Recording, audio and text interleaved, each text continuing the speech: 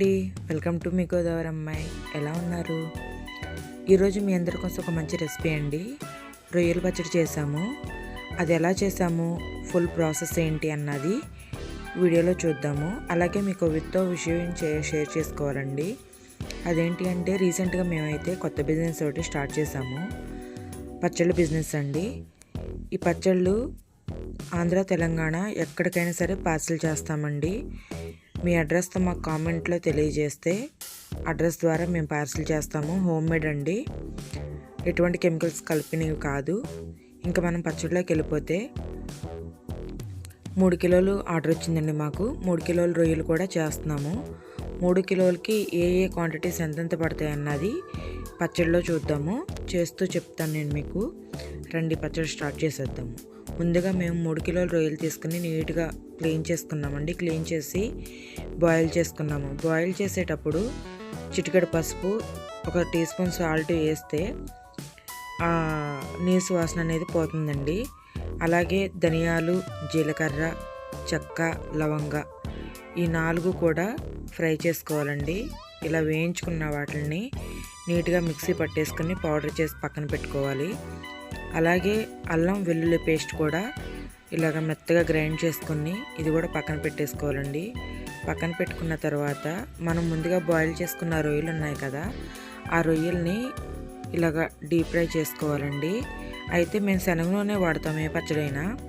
శనగ నూనె ఏంటంటే మనకి కొంచెం అయినా సరే పొంగిపోతూ ఉంటుందండి. దానికి చిట్కా ఏంటంటే చింతపండు చిన్నది 1 గింజ అంత చింతపండు వేసి ఆయిల్లో వేస్తే ఆయిల్ అనేది పొంగకుండా ఉంటుందండి. అలాగే ఇంకా చట్నీ పచ్చడిలోకి వెళ్ళిపోతే డీప్ ఫ్రై లాగా చూస్తున్నారు కదా, డీప్ ఫ్రై చేసుకోవాలండి. ఎర్రగా వేగిపోవాలి.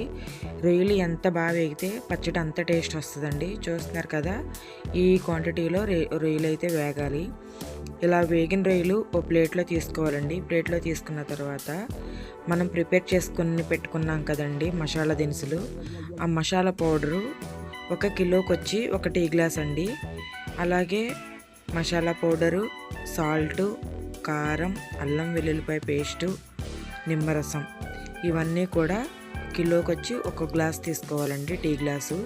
ఇక్కడ మేము సాల్ట్ అనేది చాలా తక్కువ వేసాము. ఎందుకంటే సాల్ట్ అందరూ ఎక్కువగా తినరు కదండి, తక్కువ తినేవాళ్ళు ఉంటారు. ఒకవేళ మీకు సాల్ట్ తక్కువ అనిపిస్తే ఆర్డర్ వచ్చిన తర్వాత మీకు సరిపోకపోతే కలుపుకోవచ్చు. అలా మనం రొయ్యలు వేయించుకున్న ఆయిల్లోనే అల్లం వెల్లుల్లిపాయ పేస్ట్ కూడా వేయించుకోవాలండి. ఇది కూడా పచ్చివాసన పోయి బ్రౌన్ కలర్లోకి వచ్చేంతవరకు వేయించుకోవాలి. ఇలా వేయించుకున్న తర్వాత అది ఫ్రై అయిపోయిన తర్వాత లాస్ట్లో ఇదే అల్లం వెల్లుల్లిపాయ పేస్ట్లో మనం కిలోకి గ్లాస్ కారం అనుకున్నాం కదండి, ఈ 3 కిలోలకి 3 గ్లాసులు కారం వేసి పచ్చివాసన పోయేంత వరకు వేయించుకోవాలి. చాలామంది పచ్చికారమే కలిపేస్తారండి. అలా కలిపితే పచ్చడి ఏంటంటే పాడవుతుంది.